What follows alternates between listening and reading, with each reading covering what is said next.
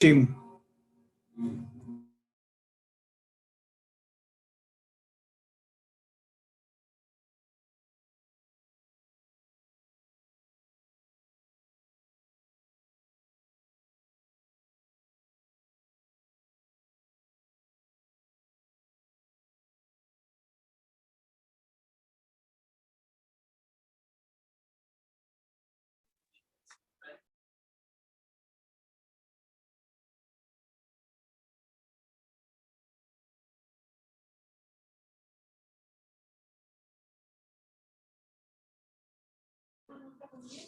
Bueno, ¿Qué tal, muchachos? Buenas tardes otra vez.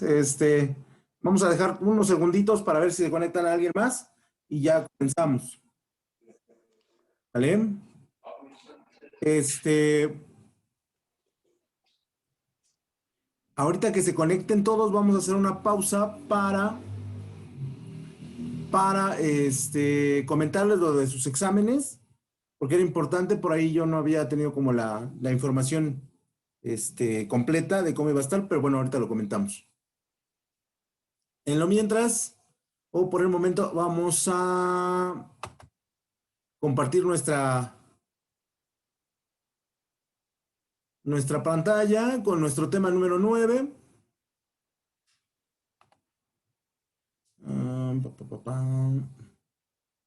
Con nuestro tema número 9. Esperemos se vayan conectando un poquito más, no tarden, que el tiempo nos come. Gracias, Susana, por la manita arriba.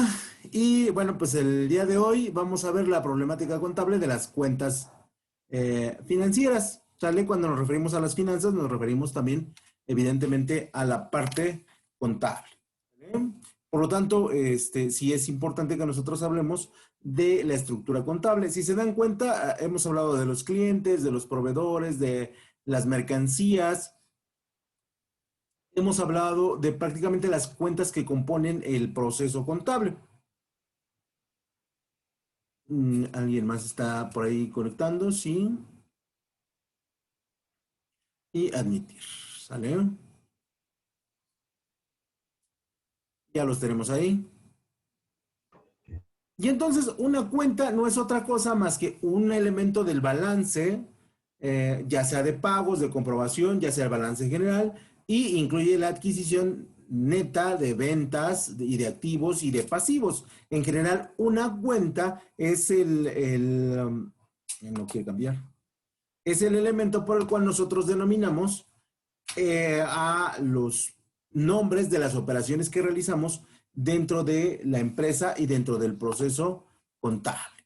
¿Vale? Por lo tanto, la operación que nosotros realicemos durante un día normal en contabilidad se le va a denominar cuenta. Una cuenta financiera o una cuenta contable, recuerden que es exactamente lo mismo, corresponde tanto a apuntes de bienes, esto es de activos, tanto como de pasivos o de patrimonio, no importa. Nosotros las vamos a ir ubicando de acuerdo a su naturaleza para que puedan determinarse a qué elemento pertenece.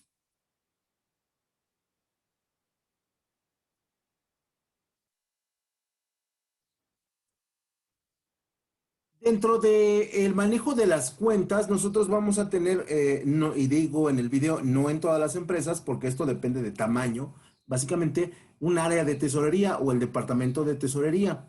Estructuralmente es administración, el área de administración, luego vendría la tesorería abajo y luego ya vendría la contabilidad a un lado, ¿no? O sea, sí jerárquicamente o en orden de importancia es mayor la tesorería que la contabilidad en general, pero esto solamente se da en aquellas empresas que su volumen y su tamaño es muy grande, que son de carácter internacional o en su defecto que tienen un volumen de operaciones realmente muy grande por día, ¿no? Poníamos el ejemplo de los restaurantes, de los cines, de las cantinas, donde el flujo de personas es realmente abundante. Solamente en esos casos nosotros estaríamos creando un departamento de tesorería. ¿Vale? En una empresa normal que produce bienes y servicios y que registra sus ventas de otra manera, no tendría sentido.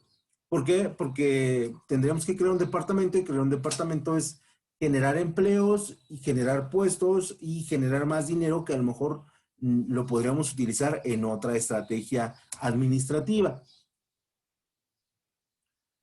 Normalmente los tesoreros van a controlar lo que es, segundo, van a controlar lo que es la caja, las operaciones bancarias, el pago y el cobro a deudores y acreedores y a clientes y a proveedores, ¿no?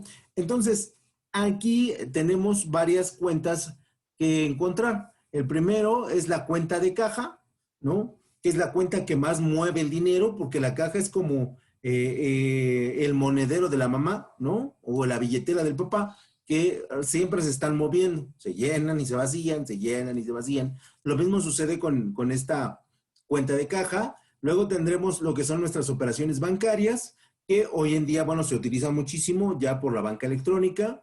Después tendremos lo que son los pagos, pago a proveedores, todo lo que es pago a proveedores tendría que ver con la tesorería y después todo lo que son los cobros a los clientes, ¿sale? Entonces, el tesorero se va a encargar de estas cuatro áreas grandes, pero les digo, siempre y cuando la dinámica de la empresa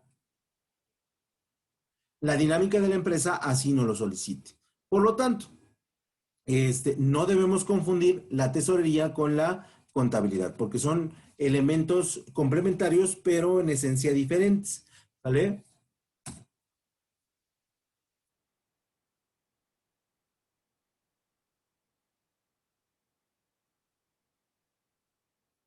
Y dentro de las funciones que nosotros vamos a tener por parte de la tesorería, ¿no?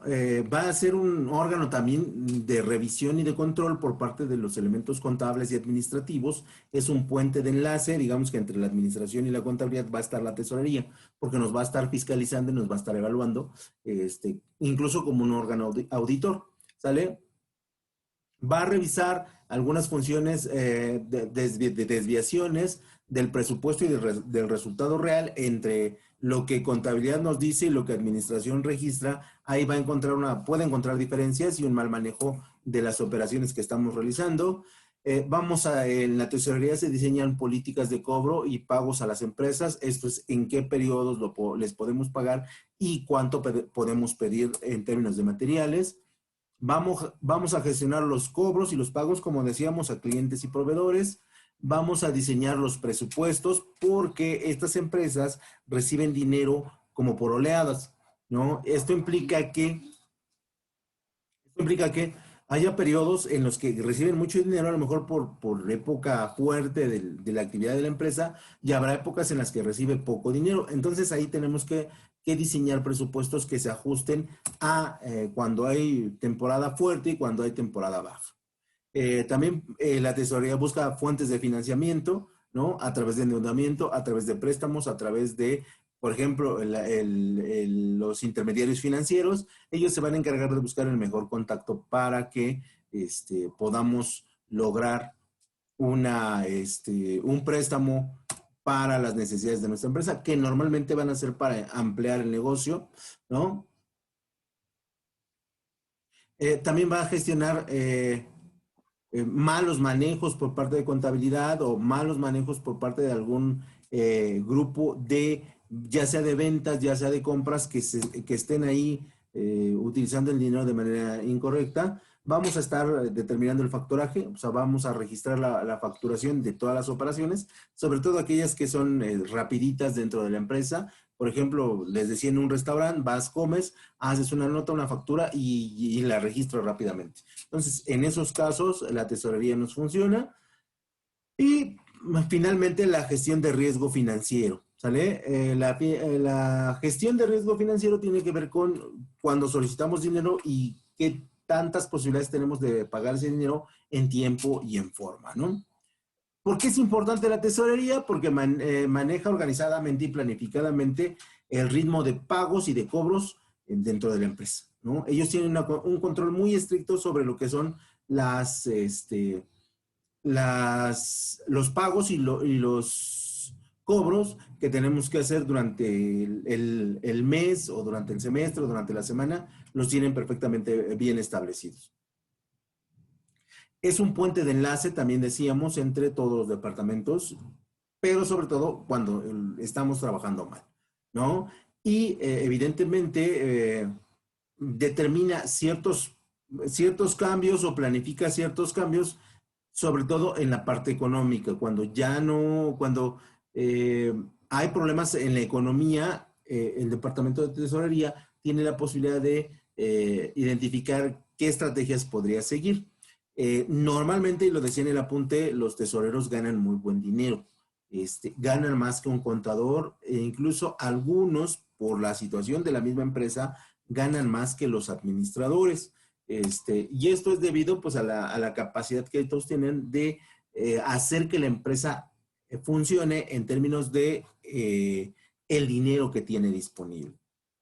Entonces, en ese sentido, sí, sí su función es muy importante y sí se paga muy bien dentro de la industria todavía. ¿Vale?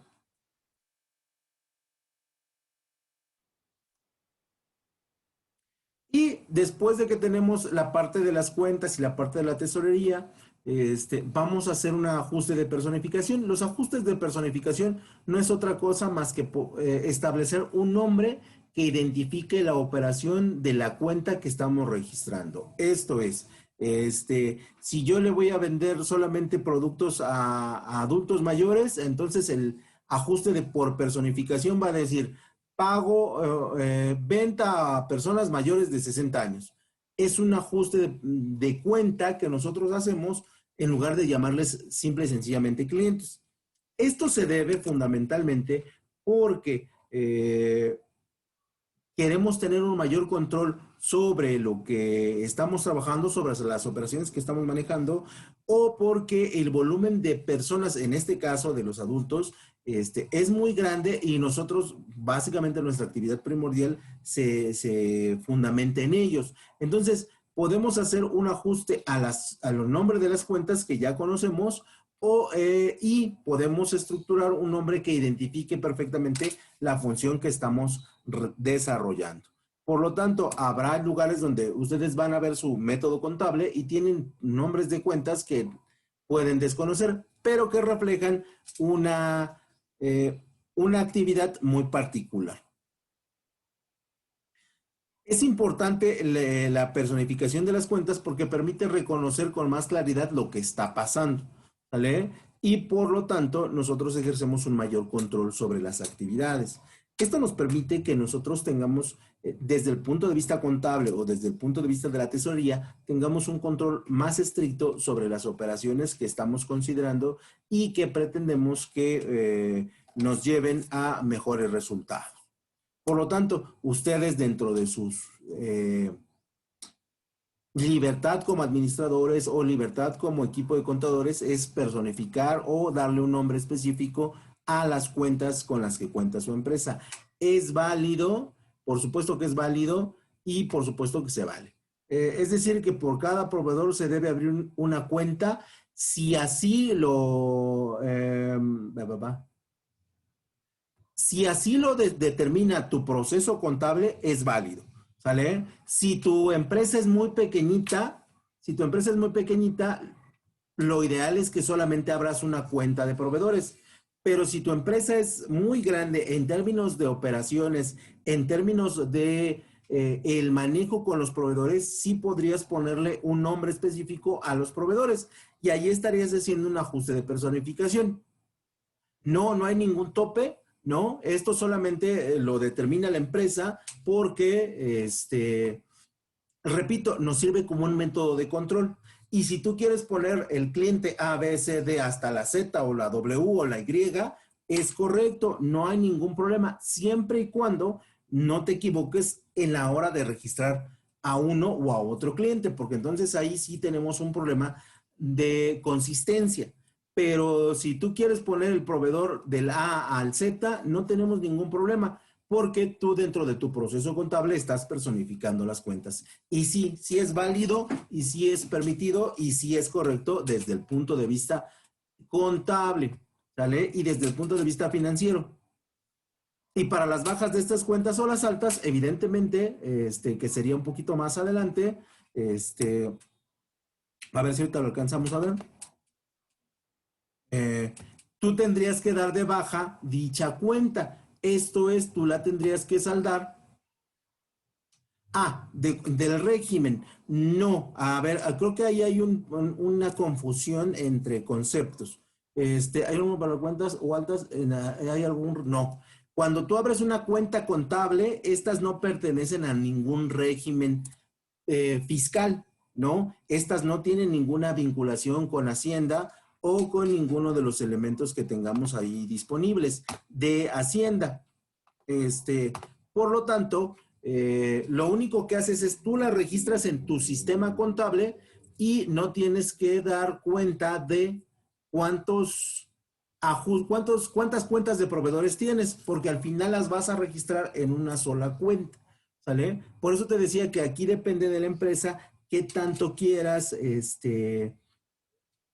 tener un control, ¿no? Y no hay ningún régimen fiscal desde el punto de vista de la fiscalización, no hay ningún régimen para que tú abras, para que este procedimiento, porque el procedimiento contable es un elemento administrativo. Entonces no sé si ahí responda tu pregunta al régimen, porque quiero pensar que te refieres al régimen contable. Espero la contestación. Ya está. A ver, un segundo. Gracias. Ok. Administrativo, claro. Ok, sí, no hay un régimen. Desde el punto de vista administrativo, no tienes que hacer ningún procedimiento. Esto es un procedimiento contable y ellos determinan qué tan grandes sus cuentas contables o qué tan pequeñitas, ¿no? Ya depende del procedimiento. Entonces, este es un tema muy pequeñito porque habla de lo que son las cuentas, que es una cuenta, que es el nombre que le vamos a dar a una operación que sucede dentro de la empresa y que la vamos a registrar contablemente, lo que es el manejo de la tesorería y por qué es importante el manejo de la tesorería desde el punto de vista de tres cuentas, caja, bancos, clientes y proveedores, ¿no? Y ya toda la estructura que hace la tesorería para manejar el dinero y después el ajuste de personificación, que no es otra cosa más que establecerle un nombre y una cantidad de subcuentas a lo que es mi proceso contable. Es un tema muy pequeñito, la verdad es que es un tema meramente informativo que ya en la práctica ustedes lo podrían ver más claramente, ¿no? Ya pasándonos al tema número 10, déjenle quito el sonido, ahí está, gracias. Ya pasando los problemas contables de la inmovilización. ¿Vale? Y me voy a ir un poquito más rápido para poder alcanzar a considerar todos los puntos. Una cuenta inmovilizada o un elemento inmovilizado es un elemento que va a tener una duración en la empresa muy grande, arriba de 5, de 10 años. ¿Qué quiere decir esto? Que son elementos que nosotros consideramos para que nos acompañen durante toda la vida útil de la empresa. Por lo tanto, una cuenta inmovilizada se refiere a elementos que no son circulantes. Se les consideran normalmente activos y se les consideran activos fijos. Ustedes van a comprar un terreno para construir su empresa, se considera una cuenta inmovilizada y se llama terrenos o edificios, porque la necesitan para producir su empresa. Por lo tanto, una cuenta inmovilizada normalmente requiere que su vida sea superior a los 5 o 10 años de existencia o más. ¿Estamos de acuerdo? Por lo tanto, una cuenta de esta naturaleza nos va a acompañar durante mucho tiempo. En su defecto, estas cuentas también se consideran como elementos que permiten el movimiento de la empresa. ¿Vale? Toda cuenta inmovilizada pertenece a los activos, sobre todo a los activos fijos.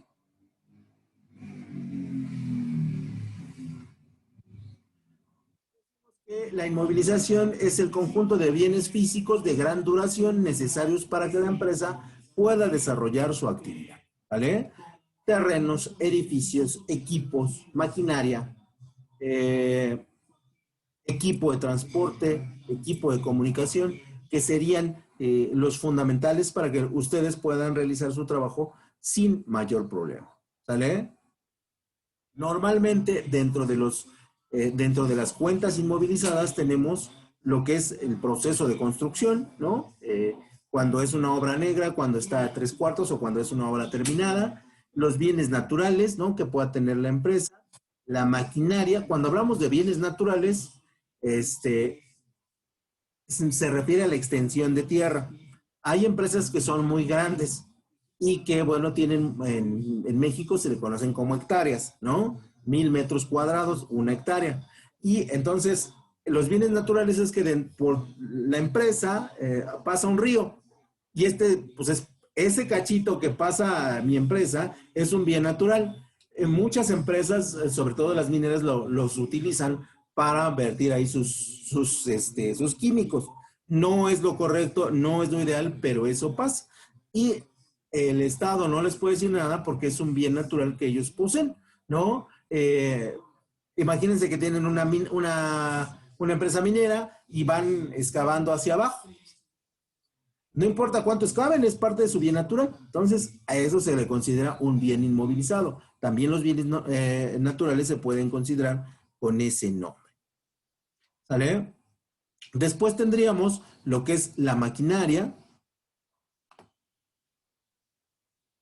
Dejen que regrese. La maquinaria que nosotros compramos, que normalmente comprar maquinaria es realmente muy costoso. Las instalaciones técnicas, si ustedes, por ejemplo, tienen una fábrica de cerveza, fabricar cerveza tienen forzosamente que tener ciertos tecnicismos muy específicos, igual que crear vino, ¿no? O igual que crear queso. A eso se refieren las instalaciones técnicas. El mobiliario, sillas, bancas, escritorios, el equipo informático, las computadoras, ¿no? Y los elementos de transporte, sus trailers, sus camiones de 3.5, incluso las motos o los scooters también forman parte de los elementos inmovilizados. Son activos intangibles porque no podemos asignarles perfectamente un número, ¿no? Yo les preguntaría cuánto cuesta su casa, muchachos, y ustedes dirán, pues 1 millón, 2 millones, 2,5 millones, 1,5 millones, ¿no? ¿Cuánto cuesta su casa, muchachos? Pues 200,000, 300,000 pesos, pero realmente ya a la hora de que lo queremos vender o ya a la hora de que lo queramos comercializar, posiblemente el valor de este bien sea inferior o sea mayor, por lo tanto a lo mejor es intangible, ¿no?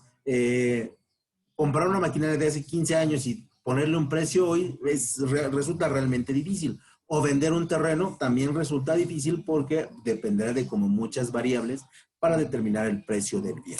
Por lo tanto, las cuentas o los elementos inmovilizados pertenecen a un concepto de activos intangibles. No les podemos poner un precio, pero sabemos que son importantes. También tenemos otro tipo de cuentas inmovilizadas. Estas se refieren a los elementos materiales, como son los gastos de investigación, las concesiones administrativas, las propiedades industriales, los fondos de comercio y los derechos de bienes. Estos se refieren a procesos que hacen las empresas para mejorar, ¿no? Ustedes seguramente han visto noticias de los celulares y por ejemplo, las patentes. Ellos cada año registran patentes para que su negocio siga funcionando y siga estando en el tope de la industria comercializadora de productos, ¿no? Muchas empresas crean investigaciones y desarrollos, por ejemplo, con la calvicie, ¿no? Que bueno, en mi caso no es relevante, pero mucha lana se mete a investigación de calvicie, porque es algo que le preocupa a un grueso de la población y también se le consideran activos inmovilizados. ¿Cuánta lana se les otorga? Muchísima, muchachos. ¿Y cuánta lana les pueden dar? También es incalculable. Por lo tanto, las cuentas inmovilizadas o los elementos inmovilizados son difíciles de valorar. Y son difíciles de valorar porque nosotros los vamos a valorar con cariño, ¿no? A lo mejor su primer carro no lo quieren vender porque dicen es que fue el primero, ¿no? Y habrá quien diga, ya que se vaya, ¿no? Ya es una chatarra y ya no me interesa. Por lo tanto, la valoración es difícil y depende depende mucho, mucho de lo que es el tipo de activo que se refiera, ¿no? Si nosotros vamos a vender maquinaria y esa maquinaria todavía entra en el mercado competitivo, seguramente la podremos vender a un precio mayor.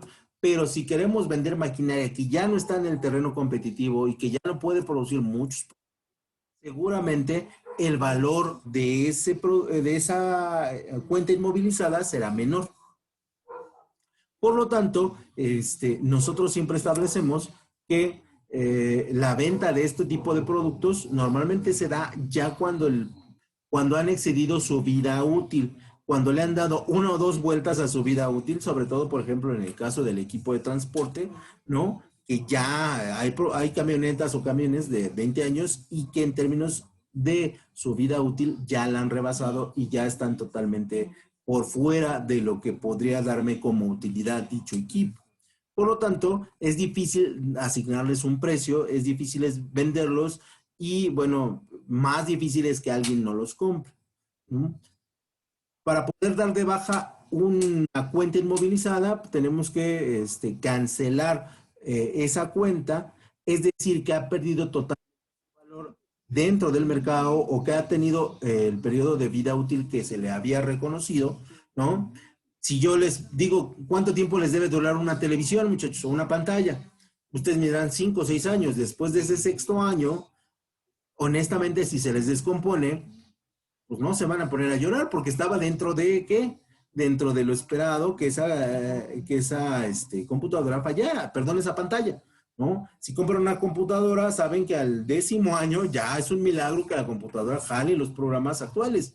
Entonces, lo que hacemos es que la damos de baja porque ha cumplido con su tiempo de vida útil o porque simple y sencillamente ha dejado de funcionar. Damos de baja, o sea, cancelamos ese número de serie de computadoras que compramos en 1990, ¿no? Porque así sucede. Y damos de alta las computadoras 2021 con un nuevo lote y con un número de serie, porque los debemos de hacer contablemente. Ah, y evidentemente podemos producir bajas debido a la poca utilidad que la cuenta inmovilizada, ya sea equipo, ya sea terrenos, ya sea edificios, o porque el Estado también nos requiere esa parte de terreno que nosotros tenemos, que sí puede pasar, ¿no? A través del concepto de la expropiación. Eh, ¿Cómo vamos? Sí, vamos bien. Normalmente la valoración de una cuenta inmovilizada se hace por costo, esto es cuánto me costó, cuánta ventaja me dio y a cuánto la puedo vender, ¿no? Esa sería la principal variante, ¿no? Sobre todo en la maquinaria y el equipo, no así en los terrenos, ni bodegas, ni edificios.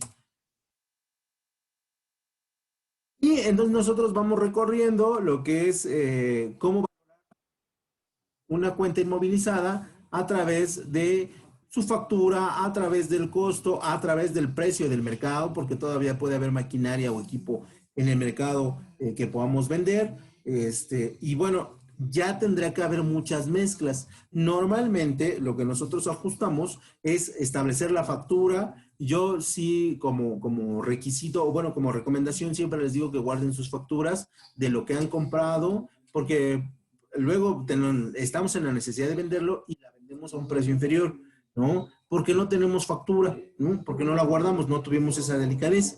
En las empresas debemos guardar las facturas, debemos determinar el precio de mercado y tenemos que establecer si todavía es funcional. Si cumple con esas tres variables, ustedes pueden vender un producto más caro. Lo mismo pasa, por ejemplo, con los automóviles. Ustedes tienen la factura original, completos, son los únicos dueños, el valor del automóvil se incrementa. Si es funcional, si todavía hay modelos de ese carro que ustedes tienen, el valor se incrementa, ¿no? También podemos valorarlos a elementos iniciales, ¿no? Donde establecemos si lo vamos a vender a otra parte del mundo, si lo vamos a comprar como desperdicio, si lo vamos a comprar como bien útil, ¿no? Aquí ya dependerá de cuáles sean las formas y los mecanismos sobre de los cuales ustedes van a vender una cuenta inmovilizada, ¿vale? En muchas ocasiones, decía en el video, en la industria mexicana se compra maquinaria de otros países, ellos la venden a costo, porque ya no les repercute comprarla, pero nosotros tendríamos que pagar las aduanas y los seguros, ¿no? ¿Por qué? Porque en lo que normalmente le compramos a Alemania mucha maquinaria todavía, a los Estados Unidos mucha maquinaria, entonces el proceso de traerlo crea aduana y crea un seguro que nosotros deberíamos considerar para que en el precio total que nosotros vamos a pagar. ¿Vale? Se compra todavía muchísima maquinaria en otras partes del mundo, pero normalmente es maquinaria que en esos países ya está dada de qué? De baja, ¿no? Ya se le considera, incluso maquinaria que la vendes como fierro, ya lo vendes desde el punto de vista del precio del acero, el precio de un segundo.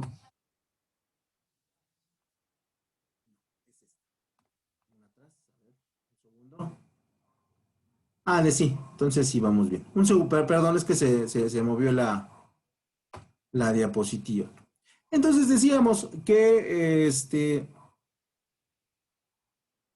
estas valoraciones iniciales dependen de como muchos factores que nosotros debemos considerar al comprar este tipo de maquinaria, ¿no? Normalmente hay un mercado grande para comprar desechos industriales, pero que sobre todo tienen que ver con el manejo de desperdicio. Entonces, hay un mercado, por supuesto que lo hay, pero nosotros en el momento que lo compramos lo debemos comprar con el concepto de valoración inicial o como maquinaria en desuso o como equipo de transporte en desuso para que nosotros no paguemos tantos impuestos. Por lo tanto, sí es importante que nosotros visualicemos esta forma de comprar para que lo tengamos bien claro a la hora de registrar contablemente los factores.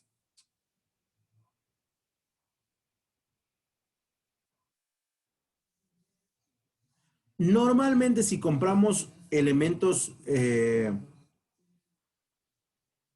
inmovilizados, tenemos que ver que su periodo de vigencia todavía esté activo, ¿sale? Hay mercancías que después de un año pierden su utilidad, hay muchos elementos químicos y físicos que después de un año ya no sirven y entonces deberíamos tener cuidado ahí, ver qué mercancías estamos comprando y cómo las estamos comprando, ¿vale? También para el efecto del precio, una mercancía no vale lo mismo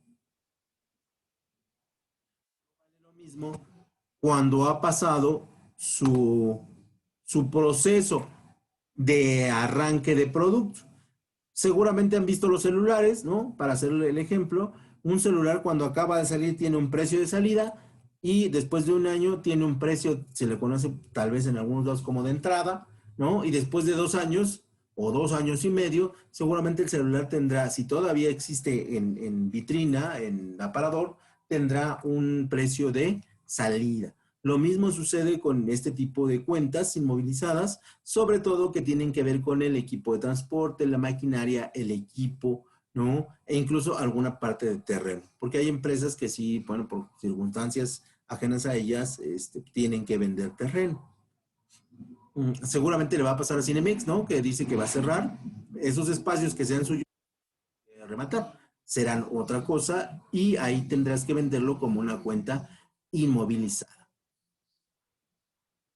Y la inmovilización intangible no es otra cosa que activos monetarios sin apariencia física susceptible de valoración económica. Y normalmente se van a situar en el terreno del desperdicio. ¿Vale?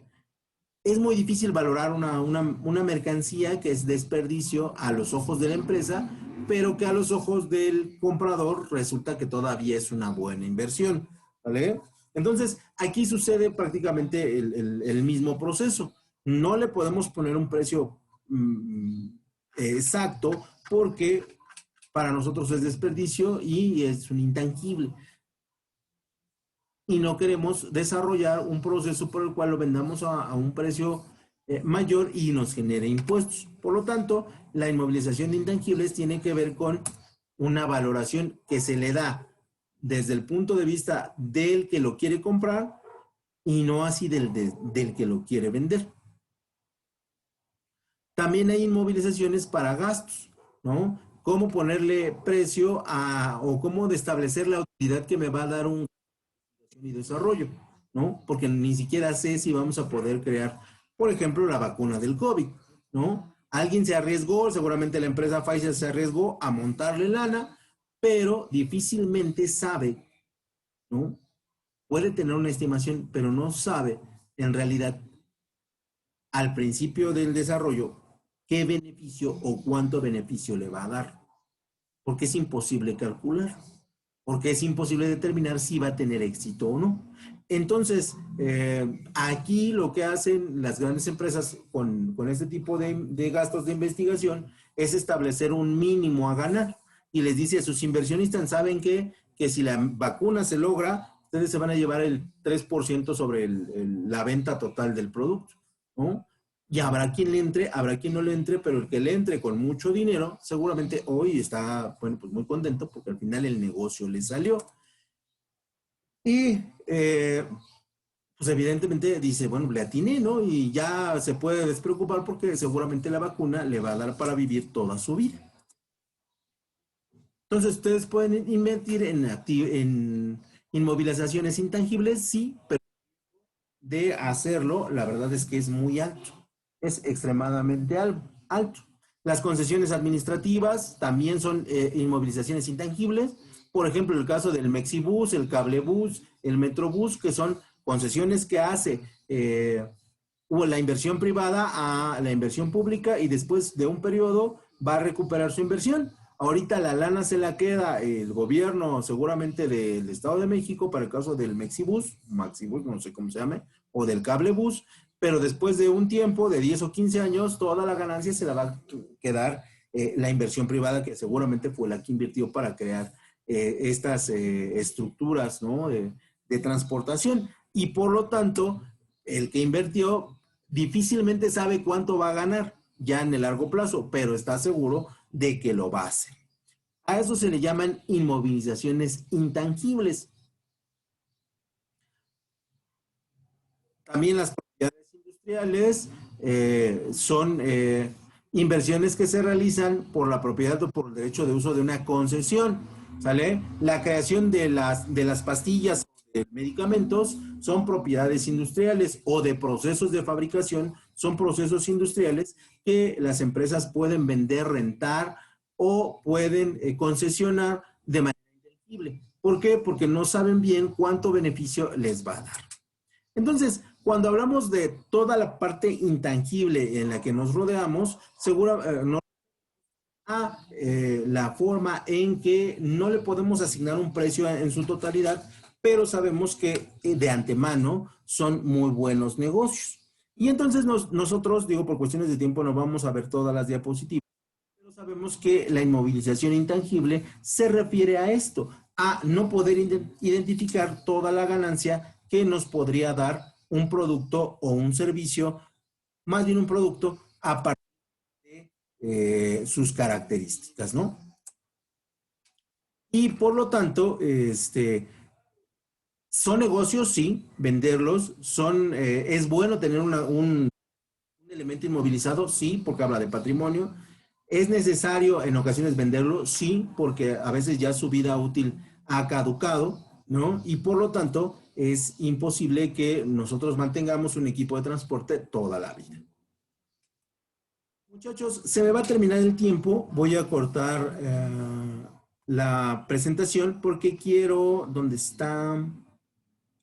Espero sean estos. Sí, son estos. A ver, debe haber otro. Por aquí debe haber otro. Sí, tenemos dos. Estaban atentos con la calificación. Hicieron un examen de 10 preguntas, por lo que yo pude observar. Y este cuadro que estoy señalando aquí son sus 10 preguntas y de 10 preguntas, estos son sus aciertos, ¿no? César fue el más bajo con 7 aciertos de 10. y prácticamente todos tuvieron 9. Este 9 equivale como a 2.4 de la calificación total, porque tenemos 2 exámenes que valen 5 puntos y esa sería su calificación de, por ejemplo, de macroeconomía, 9 de 10, 9 de 10,